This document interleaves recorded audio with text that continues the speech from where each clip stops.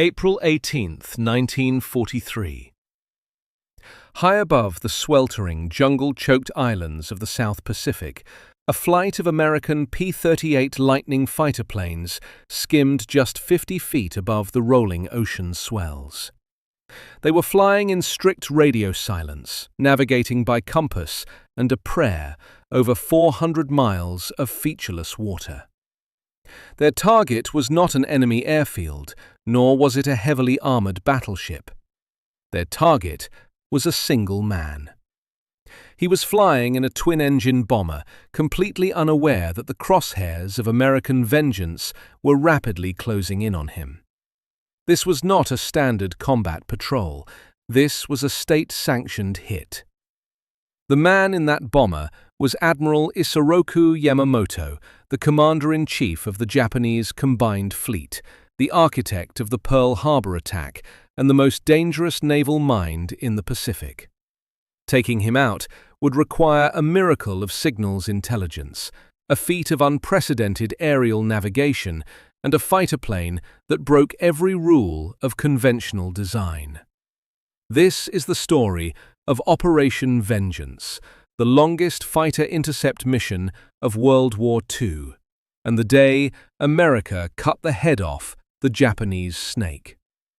Before we tear into the classified intelligence and the raw mechanical horsepower that made this assassination possible, I want to hear from you. Do you think targeting a specific military commander for death is a legitimate act of war, or does it cross the line into something darker? Drop your thoughts in the comments below, and if you want to keep seeing deep-dive tactical breakdowns of the most ruthless operations in military history, hit that subscribe button and ring the bell so you never miss a briefing. We rely on veterans, historians, and tacticians like you to keep this channel sharp. To understand why the United States military was willing to risk its most advanced fighter aircraft and its most closely guarded intelligence secret just to kill one man, we have to rewind the clock. You do not understand the Pacific War if you do not understand Isoroku Yamamoto. He was not your typical fanatical Japanese militarist of the 1930s. In fact, he was arguably the one man in the Japanese high command who truly understood exactly what kind of hell they were unleashing when they attacked the United States. Yamamoto had studied at Harvard University. He had served as a naval attaché in Washington, D.C. during the 1920s. He spoke fluent English, he read American newspapers, and he spent a considerable amount of time traveling across the American Midwest. He saw the steel mills of Pittsburgh, the auto plants of Detroit, and the endless oil fields of Texas. He knew that the American industrial base was a sleeping titan.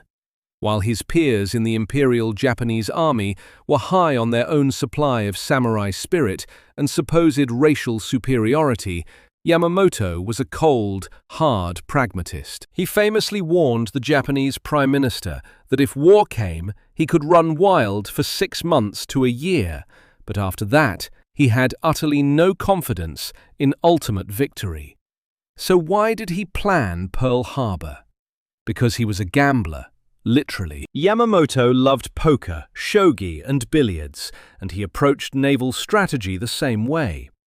When the United States slapped a crippling oil embargo on Japan in the summer of 1941, freezing Japanese assets and cutting off 80% of their petroleum supply, the Japanese war machine had about a year of fuel left before it ground to a complete halt. They had to strike south to seize the oil-rich Dutch East Indies, but Yamamoto knew the United States Pacific Fleet, stationed in Hawaii, would flank that advance. His solution was a massive all-or-nothing roll of the dice, a preemptive strike to cripple the American fleet, buying Japan a defensive perimeter so vast that the soft, luxury-loving Americans would negotiate a peace treaty rather than pay the blood price to cross the Pacific. It was a brilliant tactical strike, but a catastrophic strategic miscalculation. He woke the sleeping giant, and he filled it with a terrible resolve. By the spring of 1943, Yamamoto's worst nightmares were coming true. The 6 months of running wild were over. The turning point had come at the Battle of Midway in June 1942, where the Japanese lost 4 fleet carriers and the core of their elite naval aviators. Then came the meat grinder of Guadalcanal. For 6 agonizing months, American Marines and Japanese infantry slaughtered each other in the malarial jungles of the Solomon Islands, while their navies turned the surrounding waters into Iron Bottom Sound. Guadalcanal was a logistical war of attrition, and it proved exactly what Yamamoto had feared. The American industrial machine was spooling up. By early 1943, the Japanese had been forced to evacuate Guadalcanal. Their defensive perimeter was cracking.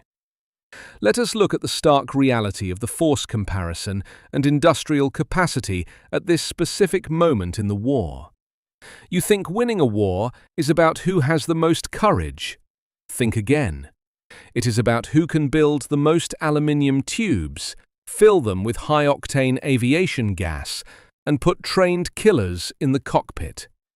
In 1943, the United States was producing aircraft at a rate that defied human comprehension. At the Willow Run plant in Michigan, Henry Ford's assembly lines were churning out a B-24 Liberator heavy bomber every 63 minutes. The United States would produce over 85,000 aircraft in 1943 alone. Japan, struggling with severe shortages of bauxite for aluminum and specialized machine tools, would produce barely 16,000. But the disparity in machines was nothing compared to the disparity in men. The pre-war Japanese naval aviation training program was incredibly rigorous. It produced perhaps the finest, most lethal fighter pilots in the world in 1941. Men like Saburo Sakai and Hiroyoshi Nishizawa were aerial snipers, flying the Mitsubishi A6M0 with a grace that terrified Allied pilots. But the Japanese training pipeline was a boutique operation. It was designed to produce a handful of elite warriors, not to replace massive casualties. When those veterans died at Midway, at the Santa Cruz Islands, and in the skies over Guadalcanal, they were gone forever. The Japanese military culture viewed pilots as modern samurai, expected to fight until they died. There was no rotation system. The American doctrine was entirely different. The United States recognized that a combat-experienced pilot is a priceless strategic asset. When an American pilot survived 50 missions or scored a certain number of kills, the military pulled him off the front lines. They sent him back to Texas or Florida or California to be a flight instructor. The Americans took their best killers and used them to train the next generation of recruits. By 1943, fresh American pilots were arriving in the Pacific with hundreds of hours of flight time, trained by combat veterans. Fresh Japanese pilots were arriving with a fraction of that training, thrown into the cockpit out of sheer desperation. It is a historical parallel we see time and time again. Look at the German Luftwaffe in 1944, or even the Confederate cavalry late in the American Civil War. You can have the best veteran fighters in the world, but if you cannot replace them while your enemy is mass-producing competent replacements, you will be drowned in a tide of logistics. To try and stem the bleeding in the South Pacific, Yamamoto launched Operation Igo in April 1943. It was a massive aerial counter-offensive designed to smash American shipping and airfields in the Solomons and New Guinea. To boost the shattered morale of his frontline troops, Yamamoto decided to conduct a personal inspection tour of the forward bases in the Bougainville area. This was a dangerous move. Bougainville was technically within the extreme maximum range of American aircraft based at Henderson Field on Guadalcanal. But the Japanese High Command, in a display of bureaucratic rigidity that would make the modern Department of Motor Vehicles look like a model of efficiency, broadcast his exact flight schedule over the radio. This brings us to the invisible battlefield of World War II. Signals intelligence. The United States Navy had a secret weapon, and its name was Station Hypo. Located in a windowless basement, affectionately known as the Dungeon, beneath the administration building at Pearl Harbor, a team of brilliant, sleep-deprived codebreakers, led by Commander Joseph Rochefort and Lieutenant Commander Edwin Layton, had been reading Japanese mail for over a year. The Japanese Navy used a cryptographic system the Americans called JN-25. It was an incredibly complex code, utilizing a dictionary of over 33,000 words and phrases, which were then encrypted using a random additive number book. The Japanese believed it was unbreakable. They were wrong. On April 13, 1943, fleet radio units intercepted a message designated NTF 131755. It was a highly detailed itinerary for the Commander-in-Chief of the Combined Fleet. The message stated that on April 18th, Admiral Yamamoto would depart Rabaul at 0600 hours in a medium bomber, escorted by 6 fighters. He would arrive at Balal Island at 0800 hours.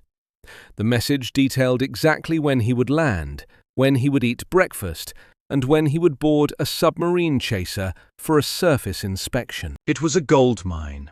The codebreakers at Station Hypo translated the message and rushed it to Admiral Chester Nimitz, the commander of the Pacific Fleet.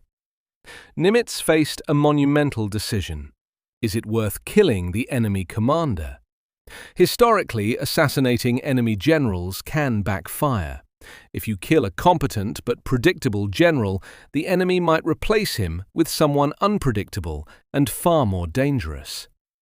Think of the American Revolutionary War. The British High Command was often so sluggish and bound by European convention that George Washington could outmaneuver them simply by remaining flexible. If the Americans had assassinated General Howe, the British might have sent a ruthless butcher who would have burned the colonies to the ground. But Yamamoto was different. He was the glue holding the Imperial Japanese Navy together. He was revered as a living god by his men. Killing him would not just remove a brilliant tactician, it would drive a psychological stake through the heart of the Japanese war effort. Nimitz asked his intelligence chief, Edwin Layton, a simple question. If we kill Yamamoto, who replaces him? Layton replied that it would likely be Admiral Minachi Koga. Koga was a competent administrator, but he possessed none of Yamamoto's strategic imagination or charisma. Nimitz had his answer. He authorized the mission, famously telling his staff that it was time to get the architect of Pearl Harbor. The authorization went all the way up the chain of command to the Secretary of the Navy, Frank Knox, and ultimately to the desk of President Franklin Delano Roosevelt in the White House. The president's response was legendary, though perhaps apocryphal. He supposedly said, "Get Yamamoto." But having the schedule and having the permission is one thing. Actually pulling the trigger is entirely another. The geography of the Solomon Islands dictated the brutal reality of this mission. Yamamoto was flying from Rabaul, a massive Japanese fortress base on the island of New Britain, down to Bougainville. The closest American airbase was Henderson Field on Guadalcanal, located over 400 miles to the southeast. To intercept him, American fighters would have to fly over 400 miles just to reach the target area, engage in high-speed, fuel-guzzling aerial combat, and then fly 400 miles back. Furthermore, they could not fly in a straight line. If they flew directly up the chain of the Solomon Islands, they would be spotted by Japanese coast watchers and radar stations on New Georgia and Kolombangara. They had to take a circuitous route over the open ocean, flying dead reckoning in total radio silence, wave-hopping at 50 feet to avoid radar detection. The total flight path was calculated at over 430 miles each way. Let us talk about the hardware, because without a very specific piece of American engineering, this mission would have been physically impossible. In 1943, the standard American Navy and Marine Corps fighters were the Grumman F-4F Wildcat and the new Vought F-4U Corsair. The Wildcat was a rugged little barrel of a plane, but it lacked the range. The Corsair was a beast, but even it did not have the legs for a 1,000-mile round trip over water. There was only one fighter in the entire Allied arsenal sitting on Guadalcanal that could do the job: the Lockheed P-38G Lightning. The P-38 was an anomaly, designed by the legendary aeronautical engineer Kelly Johnson, the same genius who would later create the SR-71 Blackbird. The Lightning looked like nothing else in the sky. It featured a twin-boom design, with the pilot sitting in a central nacelle. It was powered by two liquid-cooled Allison V1 710 12-cylinder engines, equipped with turbo superchargers for high-altitude performance. Because it had two engines, Kelly Johnson did something brilliant. He made the propellers counter-rotate. The left engine spun outward to the left, and the right engine spun outward to the right. This completely eliminated the massive torque and P-factor that plagued single-engine fighters, making the P-38 an incredibly stable gun platform. And my God, did it have guns! Standard fighters of the era, like the British Spitfire or the American P-51 Mustang, mounted their machine guns in the wings. This meant the guns had to be angled inward, converging at a specific distance, usually around 300 yards. If you shot at an enemy plane closer or further than that convergence zone, your bullets would spray wide. The P-38 did not have that problem. Because the engines were in the booms, the nose of the central nacelle was completely empty. Lockheed packed it with 4 AN/M2 Browning 50 caliber machine guns, each with 500 rounds, and one 20mm Hispano cannon with 150 rounds. All 5 weapons fired straight ahead in a tight parallel cluster. It was essentially an airborne buzzsaw. If a P-38 caught you in its sights, it did not matter if you were 50 yards away or 800 yards away. It was going to tear you to shreds with a concentrated stream of armor-piercing incendiary metal. But for Operation Vengeance, firepower was secondary to fuel. The standard P-38G held about 300 gallons of internal fuel. That was not enough. To make the 1,000-mile trip, they needed drop tanks. External, jettisonable fuel tanks hung under the wings. The problem was the standard drop tanks available on Guadalcanal were only 165 gallons each. Still not enough. The logistics officers at Henderson Field had to perform a miracle. They scoured the supply dumps and managed to find a handful of massive 330-gallon drop tanks that had been shipped over for bombers. Through sheer American mechanical ingenuity, the ground crews at Guadalcanal modified the plumbing on the P-38s to accept one of these giant 330-gallon tanks on one wing and a standard 165-gallon tank on the other. It made the aircraft dangerously heavy and unbalanced on takeoff, but it gave them the juice they needed to reach Bougainville. Now, let us look at the enemy hardware. Yamamoto would be flying in a Mitsubishi G4M medium bomber, known to the Allies by the reporting name Betty. The Betty perfectly encapsulated Japanese aviation doctrine of the era. It was incredibly fast for a bomber, and it had a phenomenal range of over 3,000 miles.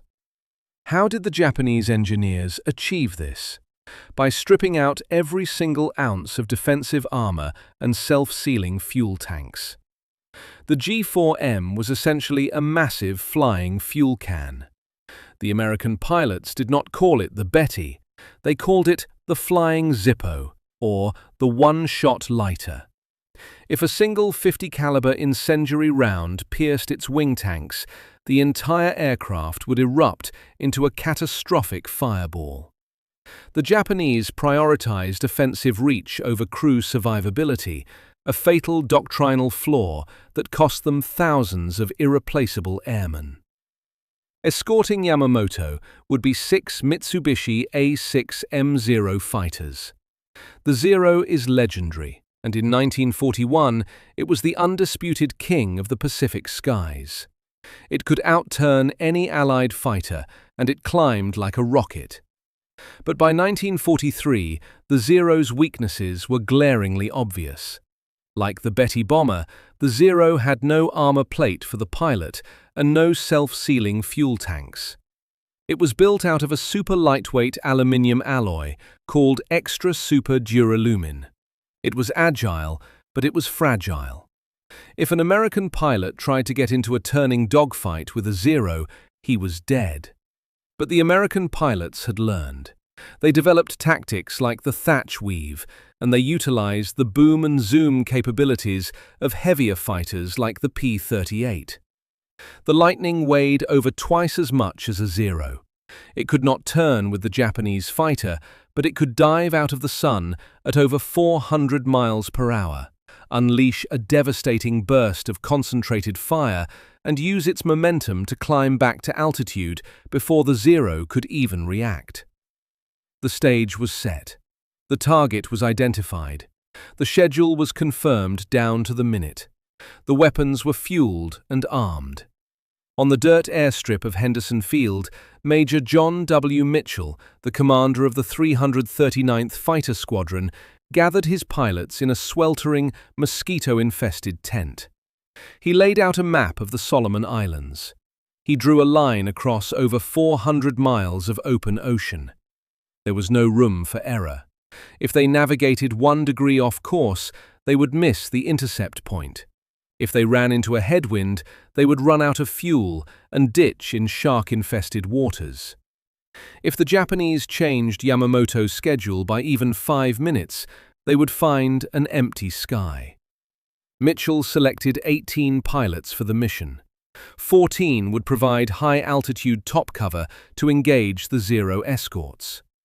4 pilots were designated as the killer flight. Their sole job was to ignore the fighters, dive through the defensive screen, and obliterate the bombers. The mathematical precision required for this intercept was staggering. It was the equivalent of firing a rifle bullet to hit another rifle bullet in mid-air while blindfolded. Mitchell calculated that to catch Yamamoto exactly as his bomber descended toward Balal Island, the P-38s would have to take off at 0725 hours. They would fly wave-top level for exactly 2 hours and 10 minutes. At 0935, they would initiate a maximum power climb to 10,000 feet. If the math held, Yamamoto's flight would appear in their gun sights exactly at 0939. As the sun rose over Guadalcanal on the morning of April 18th, the roar of 36 Allison V-12 engines shattered the jungle's silence. The heavily laden P-38s, struggling under the weight of their massive drop tanks, bounced down the mast and matting of the runway and clawed their way into the humid sky. They turned northwest, dropping down until their propellers were kicking up sea spray. Radio silence was absolute. The safety of the entire Pacific Intelligence Network rode on their wings. If they were spotted early, the Japanese would know their codes were broken. As the coastline of Guadalcanal faded behind them, the pilots settled into the grueling, nerve-wracking reality of a 2-hour dead reckoning flight over hostile waters, knowing that at the end of this line, the architect of the Pacific War was waiting. The physical reality of flying a Lockheed P-38 Lightning at 50 feet above the Pacific Ocean for 2 straight hours is a masterclass in human endurance and psychological torture. Inside the cockpit, the temperature easily exceeded 100 degrees Fahrenheit. The canopy acted like a greenhouse, trapping the relentless equatorial sun, while the twin Allison V-12 engines radiated intense heat right through the firewall. The pilots were soaked in sweat, their flight suits clinging to their skin, their hands cramping around the yokes. They could not use autopilot. At 50 feet, a momentary lapse in concentration, a heavy blink, or a sudden downdraft would send a 7-ton fighter plane cartwheeling into the ocean at over 200 miles per hour. The salt spray from the whitecaps coated their windshields, blurring their vision. They had to fly in absolute radio silence. No talking, no course corrections over the air. Just 18 men using hand signals, trusting their lives to the navigational math of one man. Major John Mitchell was flying the lead aircraft, and the burden on his shoulders was almost incomprehensible. Have you ever tried driving a car on a highway with the windshield completely blacked out, relying only on a friend telling you when to turn based on a stopwatch?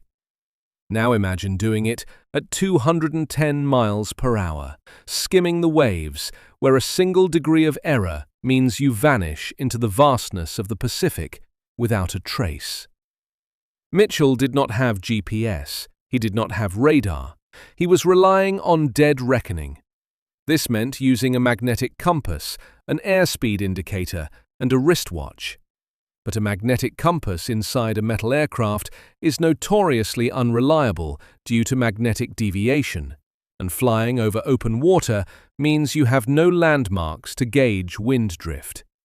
If a crosswind of just 15 miles per hour pushed against them for 2 hours, they would end up 30 miles off course, completely missing the intercept window. Mitchell had to calculate the estimated wind speed by watching the direction of the sea spray on the waves below, adjusting his heading degree by agonizing degree.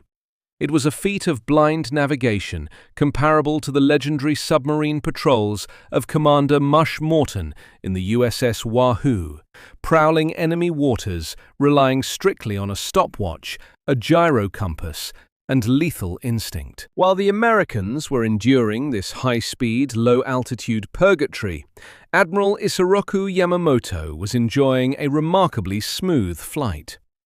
He was sitting in the forward observation blister of a Mitsubishi G4M Betty bomber, tail number 323. He was dressed in his pristine white tropical uniform, carrying his ceremonial samurai sword.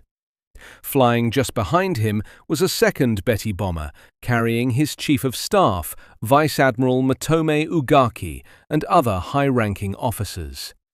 Above them, 6 A6M0 fighters flew top cover in a V formation. Yamamoto was a man obsessed with punctuality. He demanded that his schedule be adhered to with absolute, uncompromising precision. This rigidity, a hallmark of the Imperial Japanese military hierarchy, was about to become his death warrant. It is a fatal flaw we see echoed throughout military history.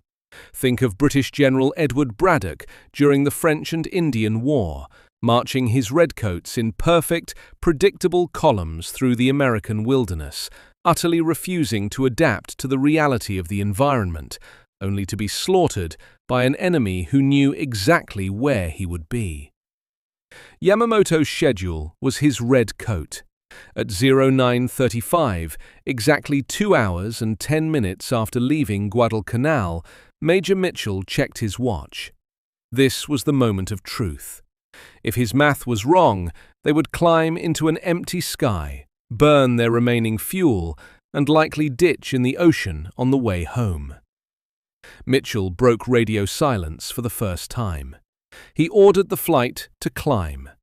The pilots shoved their throttles forward, engaging the turbo superchargers.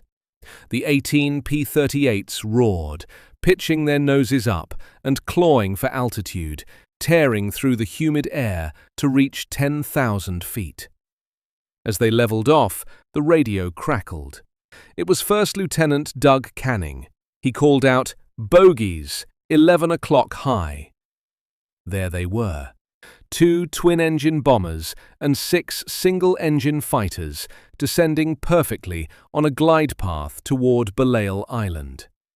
The time was exactly 09:39. Mitchell's dead reckoning had been flawless. What goes through a commander's mind when he realizes he has just pulled off the greatest navigational ambush in the history of aerial warfare? Mitchell did not have time to celebrate. He had a chaotic three-dimensional battle space to manage.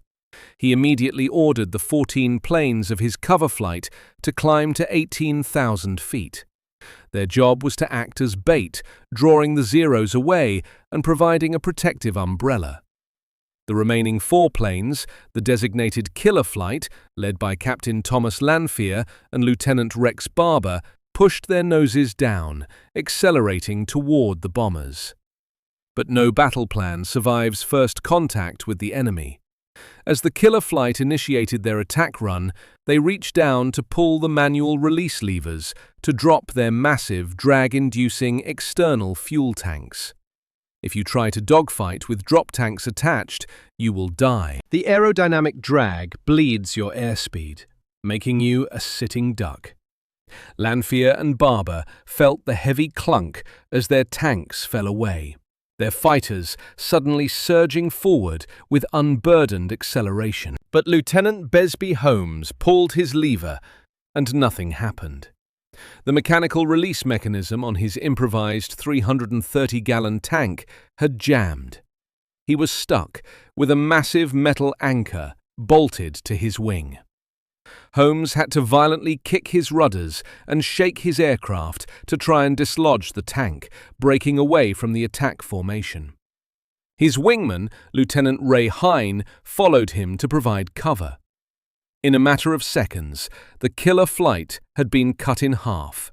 It was now just Lanphier and Barber against 2 bombers and 6 elite Zero escorts. Lanphier and Barber pushed their throttles to the firewall, their airspeed indicators creeping toward 400 miles per hour. The closure rate was terrifying. The Japanese pilots in the Zeros finally spotted the massive twin-boom American fighters hurtling toward them. The Zeros instantly dropped their own fuel tanks and pitched down in a steep, screaming dive to intercept. Lanphier realized that if he went straight for the bomber, the Zeros would slide right onto his tail and shred him before he could pull the trigger. He made a split-second, incredibly aggressive tactical decision. He hauled back on his yoke, pulling his P-38 into a near-vertical climb, turning his heavy fighter directly into the path of the diving Zeros. It was a game of high-altitude chicken. This is where the unique engineering of the P-38 dictated the outcome. The Zero mounted its 20mm cannons in the wings, meaning their fire converged at a specific distance. Lanphier's P-38 had 4 50-caliber machine guns and a 20mm cannon clustered tightly in the nose, firing a straight, laser-like stream of lead. As the lead Zero dove at him, Lanphier did not wait for convergence. He squeezed the trigger early, unleashing a concentrated hose of armor-piercing incendiary rounds. The Japanese pilot, realizing he was flying headfirst into a flying buzzsaw, violently snapped his plane away to avoid being sawed in half. Lanphier had successfully disrupted the fighter screen, but he had carried himself up and away from the primary target. That left Rex Barber completely alone with the bombers. Barber did not hesitate. He banked his P-38 hard, dropping in behind the lead bomber, Yamamoto's Betty. He came in from the rear quarter, crossing right to left. The Betty bomber was not defenseless. It featured a 20mm cannon in the tail blister, and the Japanese gunner was frantically tracking the incoming American fighter, the muzzle flashing as tracers whipped past Barber's canopy. Barber ignored the incoming fire. He kept his eye glued to the optical gun sight. The closure rate was immense. Barber was doing nearly 350 miles per hour. The descending Betty was doing perhaps 200. He had less than 4 seconds to make the kill before he overshot the target. At a distance of about 100 yards, Barber squeezed the trigger button on his yoke. The recoil of 5 heavy weapons firing simultaneously shuddered through the airframe. The ballistics of this engagement were brutal and decisive. The P-38 was firing a mix of armor-piercing and incendiary ammunition. The armor-piercing rounds were designed to punch through the thin duralumin skin of the bomber, shattering engine blocks and severing control cables. The incendiary rounds were designed to ignite the aviation fuel. The Mitsubishi G4M Betty, as we established, had 0 armor and no self-sealing fuel tanks. It was a flying tinderbox. Barber's concentrated stream of fire walked across the fuselage and slammed directly into the Betty's right engine nacelle. The impact was catastrophic. The .50 caliber slugs shredded the engine cowlings, tearing into the fuel lines. The incendiary rounds did the rest. A massive sheet of flame erupted from the right wing of Yamamoto's bomber. The Flying Zippo had lived up to its grim nickname. Thick, oily black smoke poured from the stricken aircraft. The aerodynamic balance of the bomber was instantly destroyed. The Betty snapped violently to the left, entering a steep, uncontrollable death dive. Barber had flown in so close to ensure the kill that as the bomber snapped, he nearly rammed it. A piece of debris from the exploding Betty flew back and sheared off a chunk of Barber's own wing, rocking his P-38. Barber wrestled his damaged fighter back under control and watched as the burning bomber plunged straight down into the dense triple canopy jungle of Bougainville. A massive pillar of black smoke rose above the trees, marking the grave of the most feared admiral in the Japanese Empire. But the mission was not over. There was a second bomber. Admiral Ugaki's bomber pilot, seeing Yamamoto's plane go down in flames, slammed his yoke forward, diving the heavy aircraft right down to the deck, skimming just feet above the ocean in a desperate bid to escape. Barber, his blood up, banked hard and dove after the second bomber. At the same time, Besby Holmes had finally managed to rip his jammed drop tank off his wing. Holmes and his wingman, Ray Hine, dropped out of the sky and converged on Ugaki's bomber. It was a merciless execution. The 3 P-38s took turns making firing passes on the fleeing Betty, their heavy machine guns tearing chunks of metal off the fuselage. The bomber's engines caught fire, and it slammed violently into the ocean, cartwheeling across the waves before sinking. Miraculously, Admiral Ugaki and 2 other crew members would survive the crash and swim to shore, but the aircraft was utterly destroyed. High above this slaughter, the Japanese Zero pilots were in a state of absolute, frantic rage. They had failed in their one sacred duty, protecting the commander-in-chief. They swarmed down on the P-38s, desperate for blood. The American pilots, knowing they were low on fuel and had accomplished their mission, pushed their throttles to maximum continuous power and entered a shallow dive, using the superior weight and speed of the Lightning to outrun the highly maneuverable Zeros. It was a chaotic egress. Tracers filled the sky as the Japanese pursued them out over the open ocean. In the confusion of the high-speed retreat, Lieutenant Ray Hine's P-38 was hit.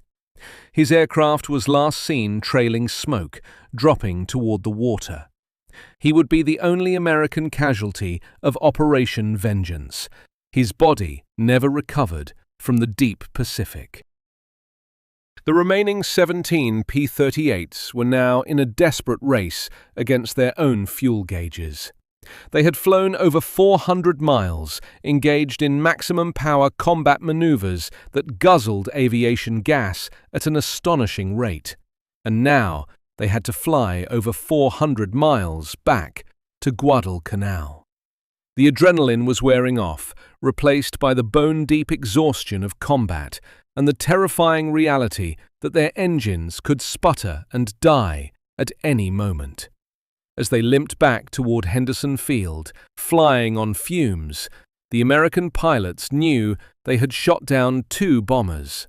But the real confirmation, the absolute proof of who was inside that lead aircraft, would only come when a Japanese search and rescue patrol hacked their way through the unforgiving jungles of Bougainville to find the smoldering wreckage of Bomber 323.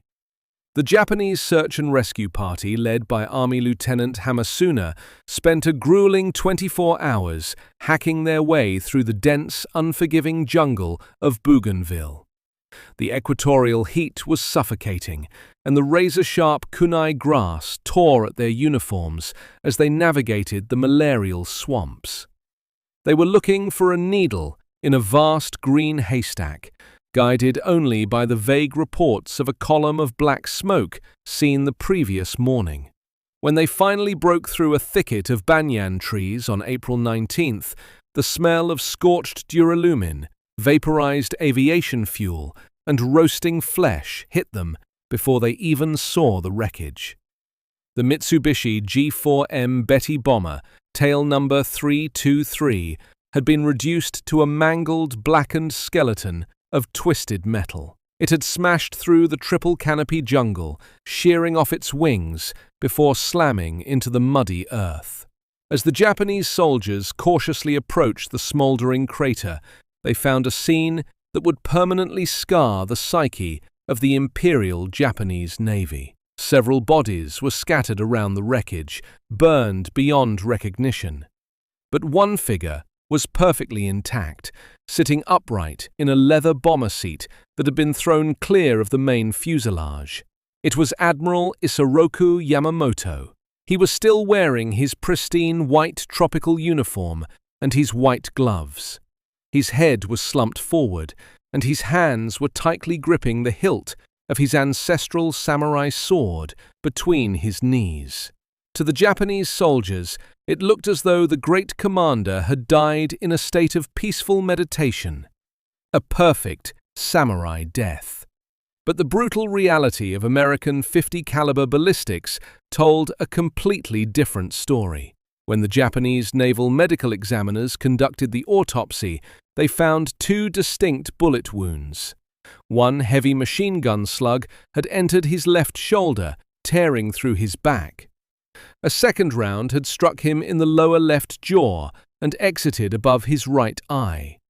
The trajectory of these wounds proved that Yamamoto was dead before the bomber ever hit the trees. Rex Barber's concentrated stream of armor-piercing incendiary fire had ripped through the thin fuselage of the Betty, executing the Admiral in mid-air. The Japanese High Command was so terrified of the psychological impact this would have on the public that they ordered the medical examiners to alter the autopsy report. They wanted the Japanese people to believe their beloved Admiral had survived the crash and died a warrior's death on the ground, rather than being unceremoniously gunned down in the sky like a clay pigeon. This brings us to one of the most critical dilemmas in the history of military intelligence. How do you capitalize on the greatest targeted assassination of the war without letting the enemy know exactly how you did it? If the United States government proudly announced that they had intercepted Yamamoto's flight schedule, the Japanese would instantly realize that their ultra-secret JN-25 naval code had been compromised. They would change the codebooks overnight, and the United States Pacific Fleet would go completely blind. The intelligence edge that had won the Battle of Midway and secured the Solomon Islands would vanish in an instant. To protect the secret of Station Hypo and the codebreakers, the American military apparatus had to construct a massive, airtight lie.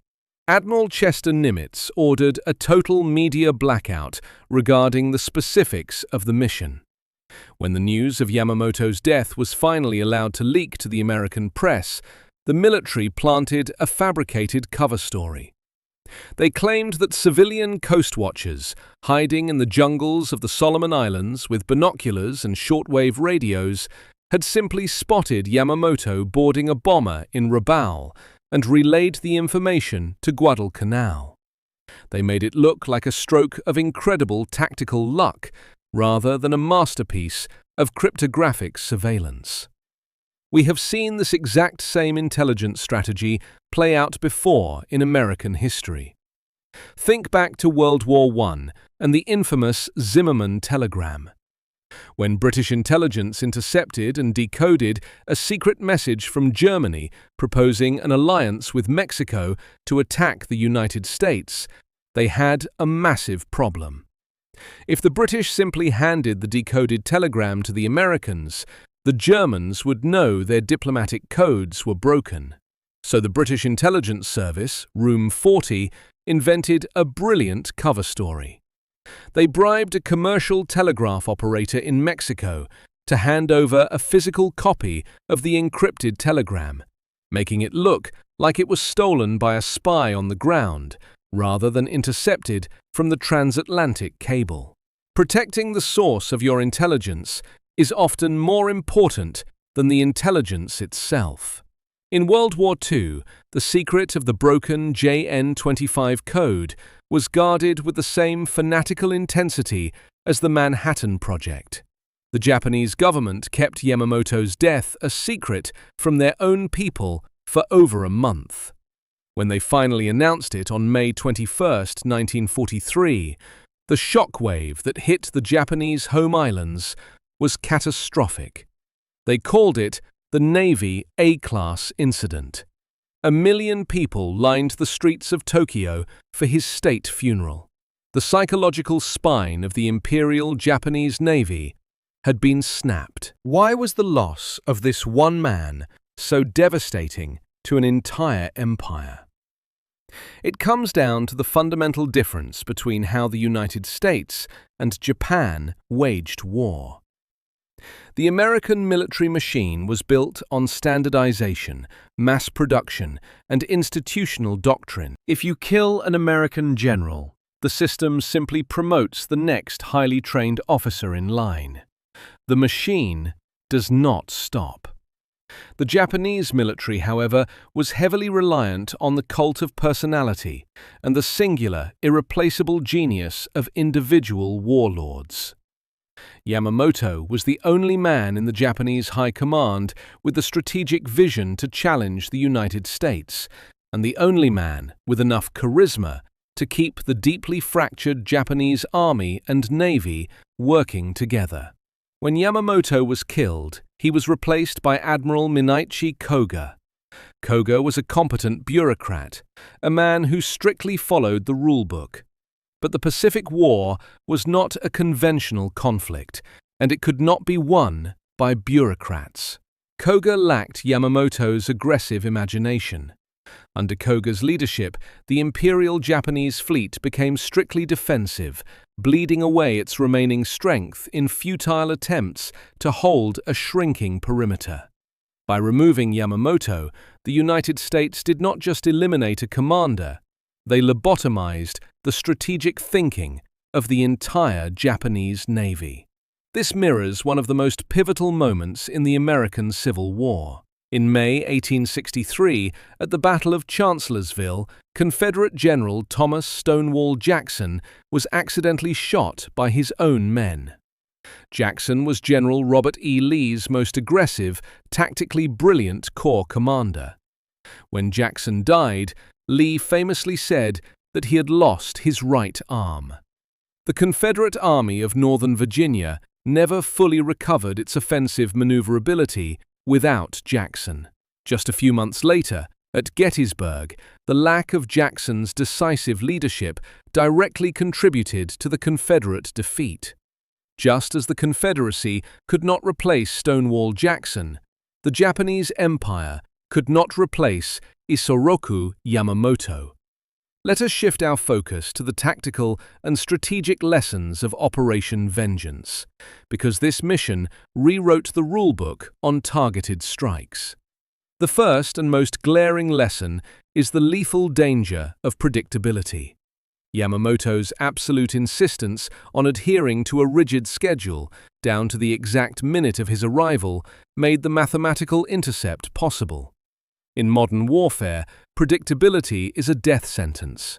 If your enemy knows exactly where you will be and when you will be there, they do not need overwhelming force to destroy you. They only need precision. The second lesson is the validation of targeted decapitation strikes. Does killing the enemy commander actually work? Operation Vengeance proved that if the enemy command structure is heavily centralized and reliant on a specific individual, a decapitation strike can alter the entire course of a war. This exact operational philosophy has become a cornerstone of modern American military doctrine. When United States Navy SEALs raided the Abbottabad compound to kill Osama bin Laden in Operation Neptune's Spear, or when an American MQ-9 Reaper drone fired Hellfire missiles to eliminate Iranian Quds Force commander Qasem Soleimani, they were executing the modern evolution of Operation Vengeance. The technology has changed from P-38 Lightnings to stealth helicopters and unmanned drones, but the core tactical premise remains identical. Find the center of gravity of the enemy network, isolate it, and destroy it with overwhelming, localized firepower. But Operation Vengeance also highlights the brutal, unglamorous reality of logistics and economic warfare. While the dogfight over Bougainville was a triumph of pilot skill, the mission was ultimately made possible by the American industrial juggernaut. The fact that the logistics officers on Guadalcanal could simply scour a supply dump, find massive 330-gallon bomber drop tanks, and custom fit them to fighter planes overnight speaks volumes about American material superiority. By the time Yamamoto was shot down in 1943, the United States was launching a new Essex-class fleet aircraft carrier every few months. The Japanese were desperately trying to convert civilian ocean liners into makeshift carriers just to replace the ships they lost at Midway. Yamamoto knew this economic reality better than anyone, which makes his death almost tragically poetic.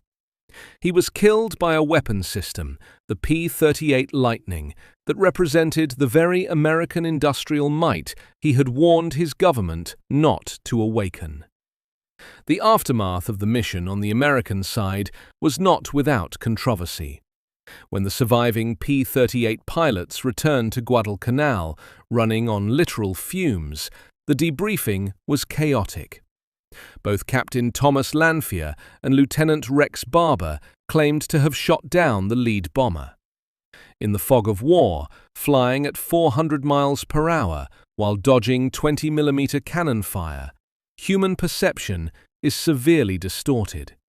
Lanphier was a charismatic, vocal officer, and he immediately began claiming sole credit for the kill. The United States military, needing a clean, heroic narrative for the press, initially awarded the kill entirely to Lanphier. However, this sparked a bitter, decades-long dispute among the pilots of the 339th Fighter Squadron. Decades after the war, extensive historical research, forensic analysis of the crash site, and interviews with the surviving Japanese Zero pilot, Kenji Yanagiya, completely contradicted Lanphier's version of events.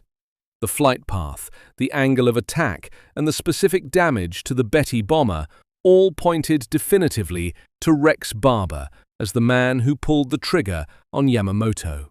The Air Force eventually officially split the credit between the two men, but amongst military historians and aviation tacticians, it is widely accepted that Rex Barber was the true executioner of Operation Vengeance. Regardless of who fired the fatal burst, the strategic objective was achieved flawlessly. Operation Vengeance remains the longest fighter intercept mission in the history of aerial warfare. It required a perfect synthesis of cryptographic intelligence, mechanical engineering, navigational brilliance, and sheer pilot aggression. 18 young American men flying unproven aircraft over 400 miles of hostile ocean perfectly executed a synchronized ambush that decapitated the highest command echelon of the enemy empire. War is ultimately a contest of adaptation.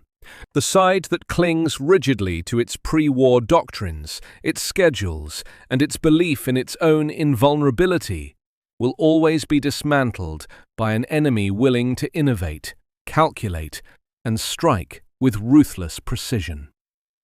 Isoroku Yamamoto understood the macroeconomics of the Pacific War better than any man in Japan, but he failed to understand the micro-tactical reality of his own mortality.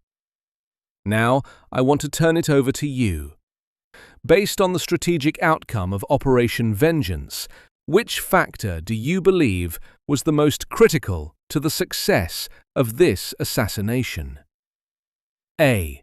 The cryptographic brilliance of the codebreakers at Station Hypo who intercepted the schedule. B.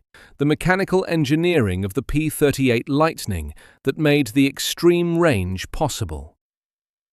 C. The flawless dead reckoning navigation by Major John Mitchell over the open ocean. Let me know your choice and your reasoning in the comments below.